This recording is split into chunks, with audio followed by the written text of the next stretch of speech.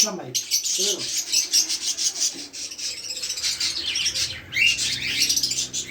Rowdy पानी दे दो, चलेगा चलेगा, कभी आइएगा। हाँ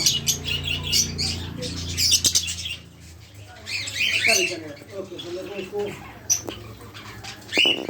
भाई ये बात सुनो, वो सामने वाला ना 1800 में मंगाता था पहले, तो मैंने इसको आइडिया दिया, एक काम कर तू 10 किलो गोली ला। तो वो क्या कर रहा है, इसलिए 10 किलो गोली ला रहा है, तो उसको 1200 रुपये उसको पड़ता है। तो अपने वो कैसे, वो किसी को नहीं बेचता है, पर अपने को देता है 1200 रुपये। नॉर्मल आप 1 किलो लोगे तो 1800 रुपये का है। वो कैसे उसके बड़े बड़े बर्ड्स है उसके पास।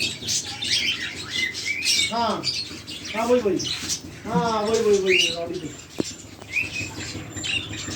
हाँ राउडी पूछे ना, वही 1800 रुपये किलो है। हाँ